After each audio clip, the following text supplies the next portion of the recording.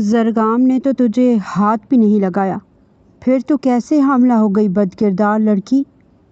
چودھرائن نے اسے بالوں سے پکڑ رکھا تھا۔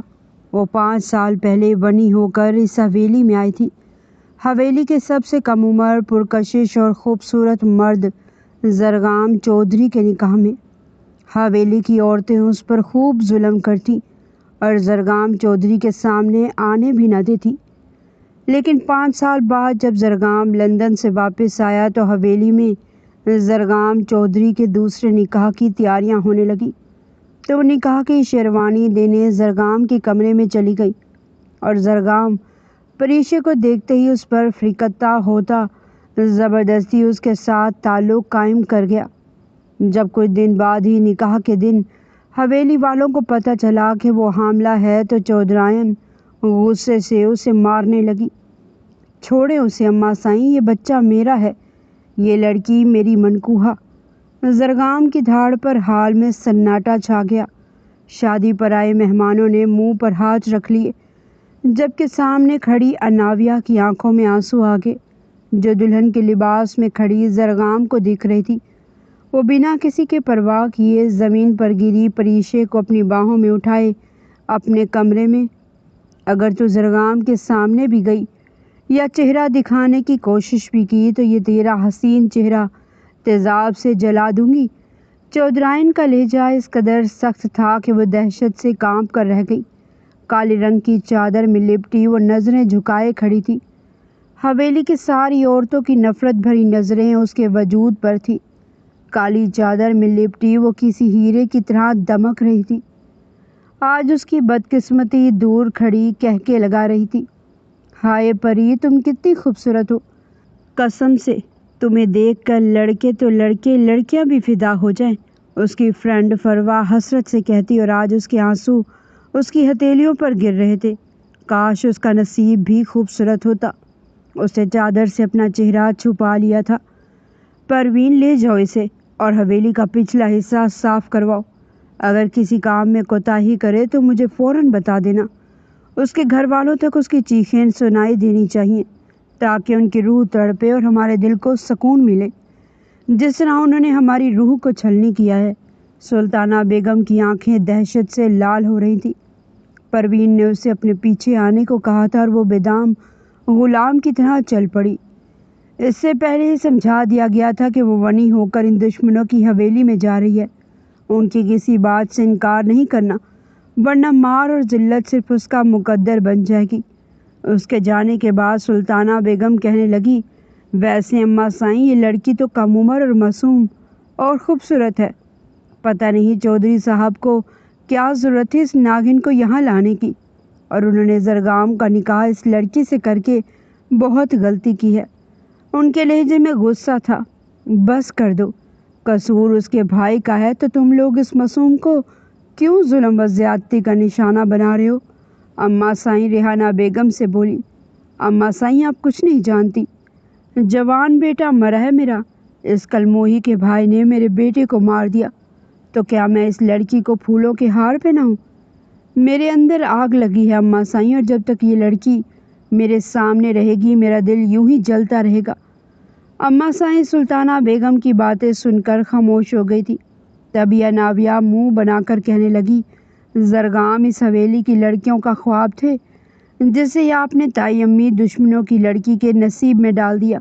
اسے سخت صدمہ تھا۔ وہ بچپن سے ہی زرگام سے شادی کرنا چاہتی تھی، اسے محبت جو کرتی تھی۔ یہ سن کر سلطانہ بیگم ہنسی تھی۔ ارے اسے یہاں حویلی کی بہو بنا کر نہیں بلکہ نوکرانی بنا کر لایا گیا ہے۔ تمہارے تایا زاد کزن کا خون کیا ہے اس کے بھائی نے۔ جو بھی تھا اور جیسے بھی حالات تھے، خون تو اس کے بھائی نے ہی کیا ہے نا۔ بنی میں مفت کی نوکرانی ہاتھ آئی ہے تو کیا برا ہے، ساری زندگی ذلت سے گزارے گی۔ سنا ہے کہ یہ لاڈلی لڑکی تھی اپنے گھر والوں کی، ارحم کی جان بستی تھی اپنی بہن میں تو کبھی بھی اسے اس کے ماں باپ سے نہیں ملنے دوں گی۔ ان کے دل میں نفرت اور قہر دونوں ہی بھرے تھے۔ یہ سن کر اناویہ نے اطمینان کی سانس لی تھی، یعنی کہ ابھی بھی چانس ہے زرگام سے شادی کا۔ یہ سن کر وہ خوش ہو گئی تھی۔ پریشے جیسے پچھلے حصے میں آئی، یہاں کی گندگی اور بدبو دیکھ کر اس کا دل خراب ہو گیا۔ اسے ایسے کام کرنے کی عادت نہیں تھی، وہ تو پھولوں کی طرح پلی بڑھی تھی۔ پروین نے ترس کھاتی نگاہوں سے خوبصورت لڑکی کو دیکھا تھا جو بلا کی حسین ہونے کے ساتھ ساتھ بہت کم عمر بھی تھی۔ محض 14 سال کی کم عمر لڑکی جسے دیکھ کر پروین کو اس پر ترس آیا تھا۔ حقیقت تو یہ تھی کہ حویلی میں ایک بھی لڑکی اس کے مقابلے کی نہیں تھی۔ بی بی جی آپ رہنے دو، میں کر لیتی ہوں۔ وہ بڑی ہی مخلص عورت تھی، یہ سن کر وہ گھبرا گئی۔ نہیں، میں خود کر لوں گی، کیونکہ یہ سب مجھے ہی کرنا ہے۔ اس کے لہجے میں اداسی تھی تو آنکھوں میں نمی کی چمک۔ ارحم بھائی سے خون ہو گیا تو گھر میں کوہرام مچ گیا تھا۔ پھر جرگے میں عدالت لگی تو بھائی کو مجرم ثابت کر دیا گیا، لیکن فریقین دیت لینے کو تیار تھے اور وہ اپنے بھائی کی خاطر ونی ہو کر اس حویلی میں چلی آئی۔ اسے اپنے بابا کی عزت اور بھائی کی جان اپنی زندگی سے بھی زیادہ عزیز تھی۔ اس کا نکاح ہوا تھا ملک حویلی کے سب سے چھوٹے بیٹے سے۔ دونوں نے ہی ایک دوسرے کو ابھی تک نہیں دیکھا تھا۔ پریشا جانتی تھی یہ نکاح صرف ایک ڈھونگ تھا، یہاں اس کی زندگی جانوروں سے بھی بدتر ہونے والی ہے۔ وہ معصوم گہری نیند میں تھی جب کسی نے ٹھنڈے پانی کی بالٹی اس کے وجود پر انڈیلی اور وہ ہڑبڑا کر اٹھ بیٹھی۔ سامنے ریحانہ کھڑی تھی جو اسے ٹھوکر مار کے کہنے لگی، چل اٹھ کر کام کر، یہ تیرے باپ کا گھر نہیں جو بڑے آرام سے پڑی سو رہی ہے۔ ہمارے ہاں نوکر صبح کے 6 بجے اٹھ جاتے ہیں اور تو نوابزادی 9 بجے تک سو رہی ہے۔ چل سلطانہ بیگم سے آج تیرا برا حشر کرواتی ہوں۔ ریحانہ نے اسے بالوں سے پکڑ لیا تھا جبکہ وہ خوف سے کانپ رہی تھی۔ مجھے معاف کر دے، غلطی ہو گئی، میں کل سے وقت پر اٹھ جاؤں گی۔ اس کی آواز بڑی دھیمی تھی لیکن ریحانہ اسے گھسیٹتی ہوئی سلطانہ بیگم کے پاس لے آئی تھی۔ یہ لڑکی اپنے آپ کو نواب سمجھ رہی ہے، ابھی تک کام کرنے کے لیے اپنی کوٹری سے باہر نہیں آئی۔ حویلی کی ساری لڑکیاں جمع ہو گئی تھی اس تماشے کو دیکھنے کے لیے جو زمین پر پڑی تھی۔ سلطانہ بیگم نے اسے بالوں سے پکڑا اور پھر لگاتار اس کے چہرے پر کئی تھپڑ مارے تھے جو تکلیف اور اذیت سے تڑپ رہی تھی، لیکن زبان سے اف تک نہیں نکالی تھی۔ حویلی کے ملازموں کو بھی اس پر رحم آ رہا تھا کیونکہ یہ ظالم و جابر خاندان پورے گاؤں میں مشہور تھا اپنے ظلم کی وجہ سے۔ دیکھ کیسے تکلیف سے تڑپ رہی ہے یہ، سوچ میرا بیٹا کیسے تڑپا ہوگا۔ دیکھ میری بہو ریحانہ کی طرف جسے تیرے بھائی نے بھری جوانی میں بیوہ کر دیا، اس کے چھوٹے معصوم بچوں کو یتیم کر دیا۔ دیکھ کلموہی منحوس، تیرے بھائی نے میرے بیٹے کی جان لے لی، تو کیا سمجھتی ہے کہ میں تجھے زندہ چھوڑ دوں گی؟ پل پل مرے گی، تو تڑپے گی، لیکن تجھے بچانے کوئی نہیں آئے گا۔ سلطانہ بیگم کے لہجے میں نفرت تھی۔ دل تو چاہتا ہے کہ ابھی بندوق لے کر جاؤں اور تیرے باپ اور بھائی کا سینہ چھلنی کر دوں، لیکن خیر جو ہونا تھا ہو گیا۔ ہم تو صبر کر کے بیٹھ کے، لیکن اب تیرا بھائی تڑپے گا ساری زندگی جب تیری چیخیں ان کے کانوں میں سنائی دیں گی۔ چل جا کر نوکروں کا کھانا تیار کر، اور جب تک میں نہ کہوں سونے کے لیے نہیں جائے گی یہ لڑکی۔ انہوں نے رضیہ کو تاکید کی تھی۔ وہ اپنے نڈھال وجود کے ساتھ اٹھی اور حویلی کی کچن میں چلی آئی۔ رضیہ حیرت سے اسے دیکھ رہی تھی۔ اتنا ظلم سہنے کے باوجود بھی اس کی آنکھوں میں ایک آنسو تک نہیں آیا تھا، بلکہ وہ برتن دھونے لگی۔ اسے اس لڑکی پر بڑا ترس آ رہا تھا۔ چہرہ تو بڑا ہی روشن اور خوبصورت تھا، لیکن نصیب دیکھو۔ دوسری طرف اناویہ غصے سے سلطانہ بیگم سے کہہ رہی تھی، لڑکی بڑی سخت جان ہے، دیکھیں تو صحیح تائی اماں، اس کی آنکھوں میں تو خوف کی ایک جھلک بھی نہیں۔ سلطانہ بیگم کی بات پر وہ گہری سوچ میں پڑ گئی تھی۔ حویلی کے مرد رات کو ہی اکٹھے ہوتے تھے۔ آج کھانے کے ٹیبل پر 18 سالہ زرگام چودھری بھی موجود تھا جو اس خاندان کا سب سے چھوٹا اور لاڈلا بیٹا تھا۔ خاموش طبیعت، لیکن اس کی شخصیت میں ایک رعب تھا۔ وہ کبھی کبھاری حویلی آتا تھا، ورنہ اکثر شہر میں ہاسٹل میں ہوتا تھا یا پھر اپنے کمرے میں ہی کھانا منگوا لیتا، مگر وہ آج کھانے پر موجود تھا۔ اناویہ آنکھوں کے راز سے اسے دل میں اتار رہی تھی تو دوسری طرف حویلی کی دیگر لڑکیاں بھی اس کے بارے میں ایک دوسرے سے سرگوشیاں کر رہی تھی۔ جو بے نیاز بنا خاموش بیٹھا تھا۔ سلطانہ بیگم اس پر صدقے واری جا رہی تھی۔ ان کی ایک بلند آواز پر ہی ملازموں نے ٹیبل پر کھانا سجا دیا تھا۔ پریشے کچن میں کھڑی برتن دھو رہی تھی۔ اسے اجازت نہیں تھی کہ وہ حویلی کے مردوں کے سامنے آئے، اس لیے وہ کبھی بھی یہ غلطی نہیں کرنا چاہتی تھی۔ وہ خاموشی سے برتن دھونے میں مگن تھی جب پروین اس کے کان میں سرگوشی کرتے ہوئے کہنے لگی، بی بی جی، آج تو زرغام صاحب بھی کھانے کی ٹیبل پر موجود ہیں، یونیورسٹی میں تعلیم حاصل کر رہے ہیں اور چھٹیوں پر آئے ہیں۔ اس کے چہرے پر مسکراہٹ تھی جبکہ پریشے حیران ہو کر کہنے لگی کہ کون زرغام؟ پروین یہ سن کر حیران رہ گئی تھی، پھر کہنے لگی کہ زرغام صاحب سے آپ کا نکاح ہوا ہے بی بی جی۔ پروین کی بات پر وہ لب کاٹ رہی تھی۔ اسے نہ اس شخص کو دیکھنے کی خواہش تھی اور نہ اس کے بارے میں جاننے کی۔ وہ یہاں صرف ایک باندی بن کر آئی تھی۔ وہ ایک ونی تھی اور ونی کی حیثیت وہ اچھے سے سمجھتی تھی، اس لیے خاموشی سے برتن دھوتی رہی۔ اس کا چہرہ بالکل اسپاٹ تھا، صبح کی مار وہ بھولی نہیں تھی۔ پروین اس کا تھکن زدہ وجود دیکھ کر کہنے لگی، آپ برتن دھو کر کوٹری میں چلی جائیں، آرام کر لیں، کھانے کے برتن میں دھو دوں گی۔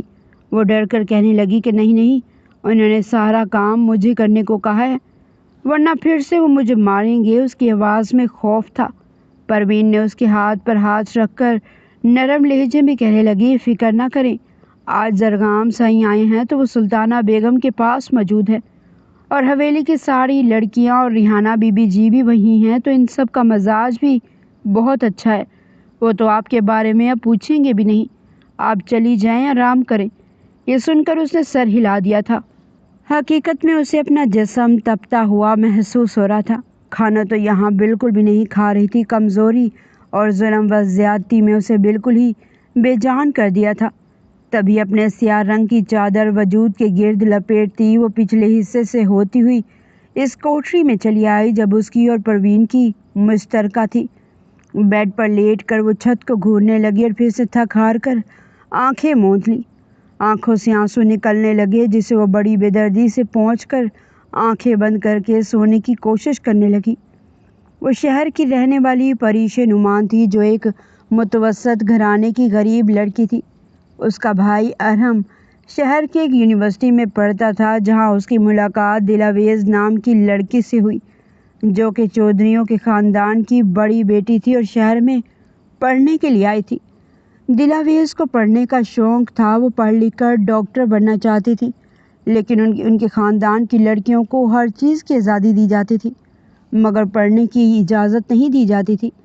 لیکن دلاویز نے اپنے باپ کو یقین دلایا کہ وہ صرف پڑھنے جانا چاہتی ہے، اپنی عزت اور مان پر حرف نہیں آنے دے گی۔ یوں دلاویز اپنے خاندان کی ساری روایات اور پابندیوں کو توڑ کر یونیورسٹی پہنچ گئی اور ہاسٹل میں رہنے لگی۔ یونیورسٹی میں اس کی ذہانت اور خوبصورتی کے چرچے ہونے لگے اور ارحم نعمان بھی اس کے حسن سے بچ نہ سکا۔ یوں کلاس میں سرسری سی ملاقات دوستی میں بدلی اور پھر یہی دوستی کب محبت میں بدلی، انہیں خود اس بات کا احساس نہ ہوا۔ یوں پڑھائی سے فراغت پاتے ہی ارحم نعمان نے دلاویز کے گھر اپنے والدین کو اس کے گھر رشتے کے لیے بھیجا، لیکن چودھریوں کو یہ بات ذرا پسند نہ آئی۔ انہوں نے ارحم اور اس کے گھر والوں کو بے عزت کر کے حویلی سے نکال دیا اور دلاویز کو حویلی میں ہی قید کر لیا اور پھر اس کا آنن فانن رشتہ کر دیا گیا۔ دلاویز نے موقع دیکھ کر ارحم کو فون کیا اور اسے اپنے 2 دن بعد ہونے والے نکاح کے بارے میں بتایا تو ارحم نعمان کا دل جیسے پل بھر کو ساکت سا ہو گیا۔ وہ دونوں ایک دوسرے کے بغیر نہیں رہ سکتے تھے، لہٰذا انہوں نے بھاگنے کا پلان بنایا اور عین نکاح کے وقت جب باہر نکاح کے لیے مہمان اور رشتہ دار جمع ہو چکے تھے، وہ موقع پا کر اپنے دوست کی مدد سے دلاویز کو حویلی سے بھگانے میں کامیاب ہو گیا اور شہر آ کر انہوں نے خاموشی سے نکاح کر لیا۔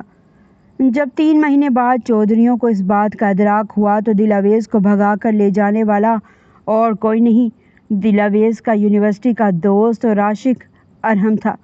تو وہ ارحم نعمان کے گھر پہنچے۔ وہاں ان کا زبردست جھگڑا ہوا جس میں رحمان چودھری، دلاویز کا بڑا بھائی، جس نے ارحم نعمان پر غصے میں گولی چلا دی، ساتھ کھڑی دلاویز ارحم کو بچانے کے لیے فوراً آگے آ گئی اور وہ گولی سیدھی دلاویز کے پیٹ میں لگی اور وہ وہیں موقع پر ہی جاں بحق ہو گئی۔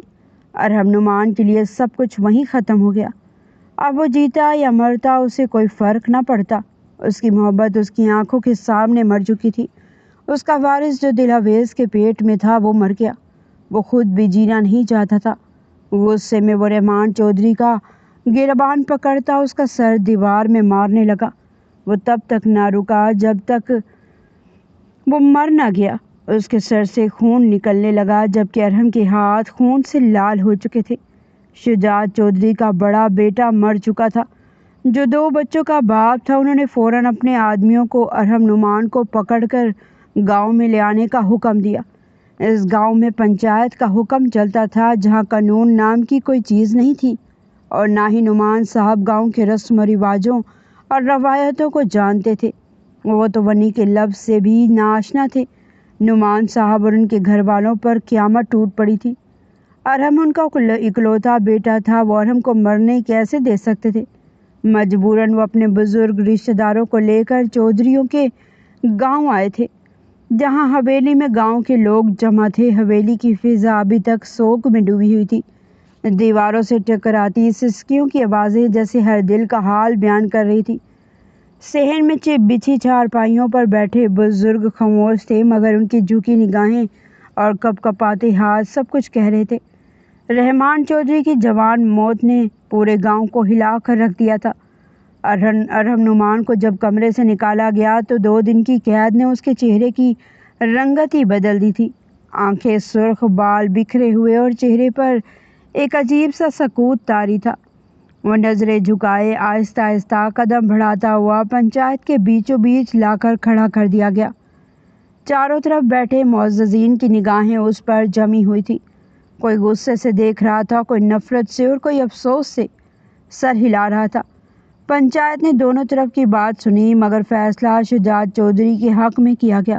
مگر پنچایت نے جو فیصلہ کیا ان کے قدموں تلے سے زمین نکل گئی۔ ان کا دل خون کے آنسو رو رہا تھا مگر وہ اپنے اکلوتے بیٹے کو بچانے کے لیے مجبور ہو گئے تھے۔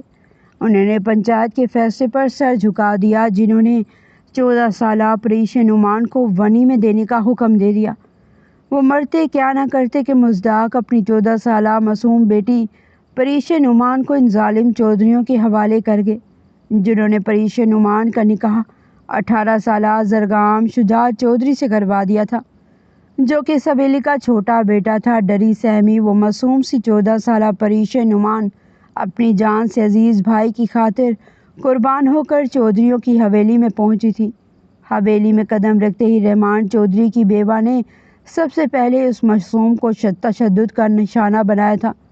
اس کے بعد چودھرائن اور پھر جس کا بھی دل کیا وہ پریش نعمان کو مارتے پیٹتے رہے اور پریش نعمان 1 ہفتے تک بخار میں تپتی رہی اور جیسے ہی ٹھیک ہوئی اسے حویلی کے کاموں میں لگا دیا گیا اور پھر وہ حویلی کی نوکرانی بنا دی گئی جس سے آج تک خود اٹھ کر پانی نہ پیا تھا۔ آج وہی معصوم صبح سے رات تک کاموں میں مصروف رہتی۔ صرف شجاعت چودھری کی والدہ ہی تھی جنہیں پریش نعمان سے ہمدردی تھی، جن کا کہنا تھا کہ غلطی پریشے کے بھائی اور دلاویز کی تھی جن کی وجہ سے ان کا پوتا مر گیا۔ پریش نعمان کا اس میں کوئی قصور نہیں، لہٰذا پریشے پر تشدد کرنا ان کے نزدیک یہ غلط بات تھی مگر یہ بات صرف وہ منہ سے سمجھا سکتی تھی۔ بیٹوں، بہوؤں اور ان کی بچوں کو تشدد سے روک نہیں سکتی تھی۔ انہوں نے پریشے کو زرگام کے کمرے میں جانے سے سختی سے منع کر دیا کیونکہ وہ نہیں چاہتے تھے زرگام نفرت اور غصے میں آ کر پریشے کی معصومیت کو داغدار کر دے۔ شروع میں تو وہ پروین کے ساتھ کوٹری میں رہتی تھی لیکن ایک دن وہ اندھیرے کمرے سے خوف کھا گئی تو وہ کانپتی ہوئی اماں سائیں کے پاس گئی تو اماں سائیں نے ہی اسے اپنی مہربان بازوؤں میں سمیٹ لیا اور اپنے کمرے میں پناہ دے دی۔ پھر اسے حویلی کے کاموں سے جیسے ہی فراغت ملتی وہ ان کی خدمت میں لگ جاتی اور پھر پریشے انہی کے ساتھ بیڈ پر سو جاتی تھی۔ کچھ مہینوں بعد سب حویلی والے دوسرے گاؤں شادی میں گئے ہوئے تھے۔ اماں جان اپنے کمرے میں آرام کر رہی تھی جن کی طبیعت خراب ہونے کی وجہ سے وہ شادی میں نہ جا سکی۔ پریشے صحن میں بیٹھی کپڑے دھو رہی تھی، دوپٹے سے بے نیاز وہ اپنے کام میں مگن تھی۔ اس کے کپڑے گیلے ہو کر اس کے جسم کے ساتھ چپک گئے تھے۔ اس کا خوبصورت اور گورا جسم واضح ہونے لگا تبھی صحن کے پورچ میں ایک گاڑی آ کر رکی جس میں سے زرگام چودھری اور اس کے دوست گاڑی سے باہر نکلے۔ زرگام انہیں شہر سے اپنی حویلی دکھانے آیا تھا۔ وہ زرگام کے یونیورسٹی کے دوست تھے لیکن جب زرگام کے دوستوں کی نظر پریشے پر پڑی جس کے چہرے پر معصومیت اور بھولا پن تھا، زرگام کے دوستوں نے ایک دوسرے کی طرف دیکھا اور پھر زرگام کی طرف متوجہ ہوئے۔ زرگام یہ لڑکی کون ہے؟ ریحان نے دانتوں کی نمائش کرتے ہوئے پوچھا۔ کون سی لڑکی؟ زرگام نے نہ سمجھے سے ان کی طرف دیکھا اور پھر نظر کپڑے دھوتی پریشے پر پڑی۔ میرے بھائی کے قتل کے بدلے ونی ہو کر آئی ہے، وہ دانت پیستا ہوا بولا اور پھر گاڑی سے اپنا بیگ نکالتا سر جھٹکتا حویلی کے اندر داخل ہوا۔ پیچھے پیچھے اس کے دوست بھی حویلی میں داخل ہوئے۔ وہ سب لاؤنج کے صوفے پر بیٹھے باتیں کر رہے تھے، تبھی پریشے اپنے گرد بڑی سی چادر لپیٹتی اندر آئی۔ اس سے پہلے وہ اماں جان کے کمرے کی طرف بڑھتی زرگام کی آواز پر اس کے قدموں کو بریک لگے۔ اے لڑکی، یہاں آؤ۔ وہ کانپتے ہوئے پلٹی اور زرگام کے سامنے جا کھڑی ہوئی۔ جی چھوٹے سائیں، آپ کو کچھ چاہیے؟ وہ لرزتی آواز میں اس سے پوچھ رہی تھی۔ ہاں، کچن میں جاؤ اور ہمارے لیے کچھ کھانے کے لیے لے آؤ۔ وہ سر اس بات میں ہلاتی چلی گئی۔ یار زرگام، یہ لڑکی تو بہت خوبصورت ہے، کبھی تیرا دل نہیں کیا کہ اسے تو چھو کر دیکھے؟ After all she is your wife, اور مرد تو عورت جیسی بھی ہو اپنا حق جتانے سے باز نہیں آتا۔ اور تو کہہ رہا وہ تیرے کمرے میں نہیں رہتی، یہ کیسے ہو سکتا ہے؟ وہ تیری بیوی ہے، اور اتنی خوبصورت اور معصوم سی بیوی نکاح میں ہو تو کس کافر کا دل نہیں کرے گا وہ اس پر اپنا حق نہ جتائے؟ ہائے قسم سے مزہ ہی آ جائے ایسی زندگی کا۔ ریحان سرگوشی کرتا ہوا بولا۔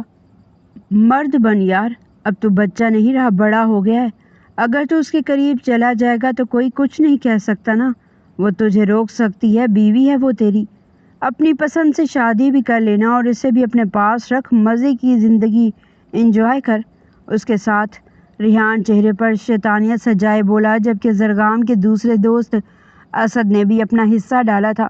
زرگام میرے یار، تو قسمت والا ہے جو تجھے کم عمری میں ہی بیوی مل گئی، اور ہمیں دیکھ، ہم تو پڑھائی میں ہی مصروف ہیں۔ وہ معنی خیز انداز میں اس کے کندھے پر ہاتھ رکھتا بولا تو اس کے دوستوں کے کہکے لاؤنج میں گونجے تھے۔ تھوڑی دیر بعد وہ ملازمہ کی مدد سے کھانا ٹیبل پر لگوا کر اماں جان کے کمرے میں جا چکی تھی۔ زرگام کے دوست کھانا کھا کر تھوڑی دیر بعد چلے گئے تھے، جبکہ زرگام بیڈ پر لیٹا بے چین ہو رہا تھا۔ اس کے دوستوں کی باتیں اس کے دماغ میں گونج رہی تھی۔ اس نے آنکھیں بند کی۔ پریشے کی خوبصورتی، اس کا کم سن سراپا اسے بے چین کر رہا تھا۔ وہ بستر سے اٹھتا کمرے سے باہر آیا، سامنے کھڑی ملازمہ کو آواز دی، نورا جلدی سے پریشے کو میرے کمرے میں بھیجو اور اسے کہو میرے لیے چائے لے کر آئے۔ وہ حکم دیتا چلا گیا، جبکہ نورا زرگام کے بدلے تیور دیکھتی رہ گئی۔ اسے کچھ شدت سے غلط ہونے کا احساس ہوا۔ دروازے پر دستک ہوئی تو پریشے چائے ہاتھ میں پکڑے اندر داخل ہوئی، جبکہ زرگام بستر پر لیٹا اسے بڑی گہری نگاہوں سے دیکھ رہا تھا۔ اس کی نظروں کی تپش محسوس کرتی پریشے لرزنے لگی۔ چھوٹے سائیں، یہ چائے کہاں رکھوں؟ وہ ڈر اور خوف سے کانپتی بولی۔ یہاں ٹیبل پر رکھ دو۔ وہ اس پر نظریں گاڑے بولا تو وہ لرزتے ہوئے ٹیبل پر چائے رکھ کر دروازے کی طرف بڑھی۔ زرگام کے دل میں ایک لمحے کے لیے ہمدردی کا احساس پیدا ہوا، مگر اگلے ہی لمحے اپنا بڑا بھائی یاد آیا تو اس ہمدردی پر فوراً غصے اور بے بسی کا غلبہ چھا گیا۔ کہاں جا رہی ہو؟ یہاں آؤ میرے پاس، بیڈ پر بیٹھو۔ بے حد غصیلی و سرد آواز میں اس نے پریشو کو اپنے پاس بیڈ پر آنے کو کہا تھا۔ وہ دروازے کی طرف قدم بڑھا رہی تھی۔ اس کے حکم پر اپنی جگہ سے ساکت ہو گئی تو زرگام نے پہلے سے بھی زیادہ سخت لہجے میں اسے پکارا تو وہ مرے مرے قدموں سے اس کے قریب آئی تو زرگام نے اس کو ہاتھ سے پکڑ کر اسے اپنی طرف کھینچ لیا تو وہ سیدھی اس کے اوپر آ کر گری تھی۔ ڈر کے مارے اس کے منہ سے دل خراش چیخ نکلنے لگی تھی، جسے زرگام کے بھاری ہاتھ نے دبا دیا تھا۔ پریشے کا وجود زرگام چودھری کی باہوں میں لرزنے لگا، اس کا دل بڑی زور سے دھڑکنے لگا۔ اس کی سرخ ہوتی ہیزل براؤن آنکھوں میں وارننگ دیکھ کر پریشے بری طرح ڈر گئی تھی۔ کیا عمر ہے تمہاری؟ اس کے منہ سے ہاتھ ہٹا کر زرگام نے سخت لہجے میں پوچھا۔ 14 سال، وہ ڈر اور خوف سے کانپتی بولی تھی۔ زرگام کچھ پل اس کی ڈری سہمی آنکھوں میں دیکھتا رہا اور اس کے ایک ایک نقش کو نہارنے لگا۔ وہ بلاشبہ پرکشش تھی، اس کا دل اس پر ترس کھانے کو چاہ رہا تھا، مگر اپنے بڑے بھائی کی لاش آنکھوں کے سامنے گھومی اور پھر اس کے دوستوں کی باتیں ذہن میں گردش کرنے لگی جو اسے اس 14 سالہ لڑکی پر رحم کھانے سے روک رہی تھی، جبکہ پریشے اس کی سخت گرفت میں مچلتی رونے لگی۔ وہ اسے بیڈ پر پوری طرح منتقل کرتا خود اس کے اوپر آیا اور اس کے نرم نازک ہاتھوں کو اپنی سخت گرفت میں قابو کرتا بیڈ پر پن کرتا، اس کی گردن پر لب رکھتا چومنے لگا۔ نہیں نہیں چھوڑیں پلیز۔ وہ اس کے لمس پر بری طرح کانپ گئی۔ کچھ غلط نہیں کر رہا تمہارے ساتھ، بیوی ہو میری، رونا بند کرو۔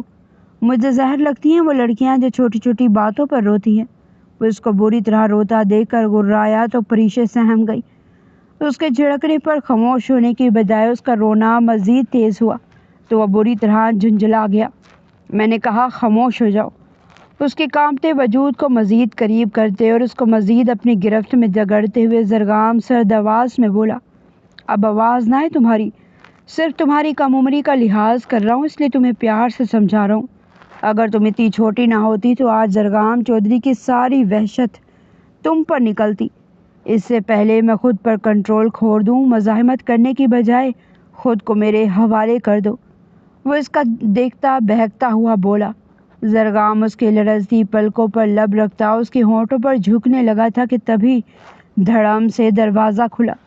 اماں سائیں اور نورہ اندر داخل ہوئی تو زرگام اپنی دادی کی اس اچانک آمد پر فوراً ہڑبڑا کر پیچھے ہٹا۔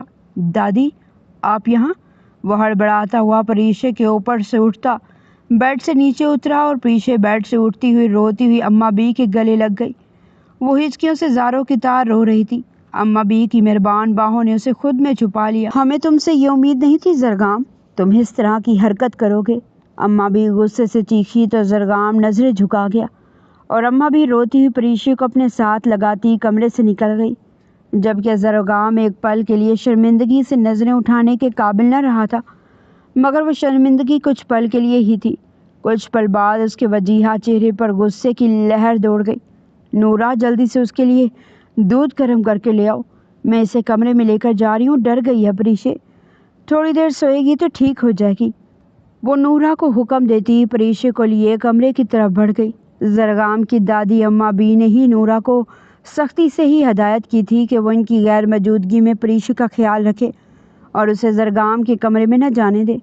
وہ سمجھدار عورت تھی، جب نورہ نے پریشے کو زرگام کے کمرے میں جاتے ہوئے دیکھا تو فوراً اماں بی کو جا کر بتا دیا اور وہ فوراً زرگام کے کمرے کی طرف دوڑی تھی اور پریشے کو وہاں سے لے آئی تھی۔ پریشے کا جسم بخار سے تپ رہا تھا، جیسے اندر کہیں آگ جل رہی ہو۔ اس کی سانسیں بے ترتیب تھی اور پیشانی پسینے سے بھیگ چکی تھی۔ اماں بھی اس کے سرہانے بیٹھی تھی، ایک ماں کی طرح نہیں بلکہ ایک بے بس محافظ کی طرح، اس محافظ کی طرح جو لڑنا تو چاہتی ہو مگر بے بس اور مجبوری میں ہاتھ بندھے ہوئے ہوں۔ وہ بار بار ٹھنڈے پانی کی پٹیاں پریشے کے ماتھے پر رکھتی، پھر دعائیں پڑھ کر اس پر دم کرتی۔ ان کی انگلیوں میں ہلکی سی کپکپاہٹ تھی اور آنکھوں میں خوف صاف جھلک رہا تھا جسے وہ چھپانے کی ناکام کوشش کر رہی تھی۔ ان کے ذہن میں بار بار وہی منظر گھوم رہا تھا۔ آج وہ بر وقت پہنچ گئی تھی، آج وہ پریشے کو زرگام چودھری کے کمرے سے نکال لائی تھی، مگر کل اگر وہ نہ پہنچ سکی تو؟ ان کا دل زور زور سے دھڑکنے لگا۔ فی الحال وہ اس کی معصومیت کو داغدار ہونے سے بچانا چاہتی تھی، تب تک جب تک وہ بالغ نہیں ہو جاتی۔ یا اللہ، میں اس معصوم بچی کو کب تک بچاؤں گی؟ انہوں نے بے اختیار سرگوشی کی، جسے اپنے رب سے شکوہ کر رہی ہو۔ وہ اچھی طرح جانتی تھی یہ صرف وقتی بچاؤ تھا، مستقل حل نہیں، کوئی مانے یا نہ مانے۔ پریشا اب اس گھر کی بہو تھی، زرگام چودھری کی بیوی، اور اس کے نکاح میں بندھی ہوئی تھی۔ اور یہی وہ حقیقت تھی جو اماں بی کو اندر سے ڈرا رہی تھی، کیونکہ اس رشتے کے نام پر زرگام کو وہ اختیار حاصل تھا جسے کوئی آسانی سے چیلنج نہیں کر سکتا تھا۔ اگر وہ زبردستی بھی اپنے حق کا دعویٰ کرتا تو دنیا اسے غلط نہیں کہتی، مگر اماں بھی جانتی تھی کہ ہر حق انصاف نہیں ہوتا اور ہر رشتہ تحفظ نہیں دیتا۔ انہوں نے ایک گہری سانس لی اور پریشے کے معصوم چہرے کو دیکھا۔ وہ بالکل ایک ڈری سہمی ہوئی چڑیا کی طرح لگ رہی تھی جو ذرا سی آہٹ پر بھی سہم جاتی ہے۔ یہ نکاح اس کے لیے قید بن گیا تھا۔ اماں بی کے دل میں درد کی ایک لہر اٹھی۔ وہ سوچ رہی تھی اگر زرگام نے دوبارہ پریشے کے قریب آنے کی کوشش کی تو وہ کیا کریں گی، کس سے مدد مانگے گی، کس کے سامنے کھڑی ہوں گی۔ اس معاشرے میں جہاں عورت کی آواز اکثر دب جاتی ہے، وہاں ایک کمزور لڑکی کے لیے انصاف مانگنا کتنا مشکل ہے، یہ اماں بی بخوبی جانتی تھی۔ ان کے ذہن میں اچانک ایک خوفناک خیال آیا، کہیں ایسا نہ ہو کہ اگلی بار میں اسے بچا ہی نہ سکوں۔ ان کی آنکھوں میں آنسو بھر آئے، مگر انہوں نے فوراً پہنچ لیے۔ وہ پریشے کے سامنے کمزور نہیں پڑنا چاہتی تھی۔ انہوں نے نرمی سے اس کے بالوں پر ہاتھ پھیرا اور دھیرے سے کہا، ڈرو مت بیٹی، میں ہوں نا، کچھ نہیں ہونے دوں گی تمہیں۔ مگر ان کے اپنے دل کو یقین نہیں تھا اس بات پر۔ کمرے میں خاموشی چھا گئی، صرف پریشے اور اماں بی کی مدھم سانسوں کی آواز گونجنے لگی۔ اماں بی کے دل کی بے چینی جو ہر گزرتے لمحے کے ساتھ بڑھتی جا رہی تھی۔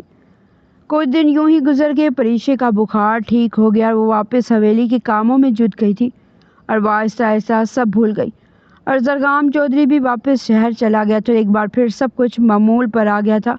اور زرگام کے واپس شہر جانے پر اماں بی نے بھی سکون کا سانس لیا تھا۔ انہیں کچھ وقت مل گیا تھا کہ وہ پریشے کے مستقبل کے حوالے سے کچھ سوچ سکیں۔ ان کے دماغ میں ہر وقت ایک ہی سوچ گردش کرتی رہتی کہ وہ پریشے کو کیسے بچائیں۔ وہ جانتی تھی صرف وقتی حفاظت کافی نہیں، انہیں کوئی ایسا حل نکالنا ہوگا جو پریشے کو ہمیشہ کے لیے محفوظ کر دے۔ لیکن وہ کبھی سوچتی کہ اسے اس حویلی سے دور بھیج دیں، مگر کہاں، کس کے پاس؟ یہ سب سے اتنا آسان نہیں تھا کہ ایک لڑکی کو اکیلے چھوڑ دیا جائے۔ اور دوسرا، حویلی کے لوگ کبھی بھی ایک ونی میں آئی لڑکی کو دور جانے نہ دیتے۔ اس لیے انہوں نے کچھ سوچتے ہوئے اپنی بڑی بیٹی کا نمبر ملایا جو شہر میں قیام پذیر تھی، اور 7 سال پہلے اس کی شادی ہوئی تھی۔ وہ 7 سال تک اولاد کی نعمت سے محروم تھی، مگر 3 مہینے پہلے ہی اسے خوشخبری ملی تھی کہ وہ ماں بننے والی ہے۔ کچھ دیر بعد سامیہ نے فون اٹھایا۔ سامیہ خوشی سے چہک اٹھی تھی کہ اس کی ماں کو کیسے یاد آ گئی۔ السلام علیکم اماں سائیں۔ سامیہ کی آواز جیسے خوشی سے بھیگ گئی تھی۔ وہ واقعی چونک گئی تھی کیونکہ اماں بھی خود اب کبھی فون نہیں کرتی تھی۔ اماں، خیریت ہے نا؟ آپ نے مجھے یاد کیا؟ اس کے لہجے میں بے پناہ محبت بھی تھی اور ہلکی سی حیرت بھی۔ اماں بی کے ہونٹوں پر ایک مدھم سی مسکراہٹ آئی مگر آنکھیں نم ہو گئی۔ وعلیکم السلام بیٹی، انہوں نے دھیرے سے کہا۔ ہاں، آج دل کیا تم سے بات کروں۔ سامیہ تو جیسے خوشی سے کھل اٹھی۔ امی، آپ کو پتہ ہے میں کتنے دنوں سے آپ کی آواز سننے کو ترس رہی تھی۔ آپ خود فون کریں گی، میں نے تو سوچا بھی نہیں تھا۔ اس کی آواز میں وہ پیار تھا جو فاصلے بھی کم نہ کر سکے تھے۔ اماں بھی کچھ لمحے خاموش رہی، جیسے الفاظ تلاش کر رہی ہو۔ انہوں نے گہری سانس لی۔ سامیہ، مجھے تم سے ایک ضروری بات کرنی ہے۔ ان کے لہجے کی سنجیدگی نے فوراً سامیہ کو چونکا دیا اور اس کے دل میں ایک انجانا سا خدشہ جاگ اٹھا۔ سامیہ کے دل میں اٹھنے والا خدشہ بھی پوری طرح ختم بھی نہیں ہوا تھا کہ اماں بی کی بھاری آواز نے اسے مزید بے چین کر دیا۔ سامیہ، جو میں کہنے جا رہی ہوں وہ سن کر گھبرانا مت۔ سامیہ متوجہ ہوئی، اس کے چہرے کی مسکراہٹ دھیرے دھیرے سمٹنے لگی۔ اماں، آپ ٹھیک تو ہیں نا؟ مجھے ڈرا کیوں رہی ہیں؟ اماں بی نے گہری سانس لی، جیسے اپنے اندر جمی ساری ہمت کو اکٹھا کر رہی ہو۔ میں ٹھیک ہوں بیٹی، مگر یہ حالات ٹھیک نہیں ہیں۔ پھر آہستہ آہستہ انہوں نے سب کچھ بیان کرنا شروع کر دیا۔ پریشے کا ونی ہونا، اس کی کم عمری، اس کا خوف اور زرگام چودھری کی حرکت۔ ہر لفظ کے ساتھ اماں بی کا دل جیسے ہلکا بھی ہو رہا تھا اور بوجھل بھی۔ سامیہ خاموشی سے سب سنتی رہی۔ اس کے چہرے کا رنگ اڑ چکا تھا، آنکھوں میں حیرت، دکھ اور غصہ ایک ساتھ جمع ہو گئے تھے۔ یا اللہ اماں، آپ نے یہ سب کچھ اکیلے کیسے برداشت کیا؟ اور وہ بچی پریشے، وہ کس حال میں ہوگی؟ اس کی آواز بھرائی ہوئی تھی۔ اماں بی کی آنکھوں سے آنسو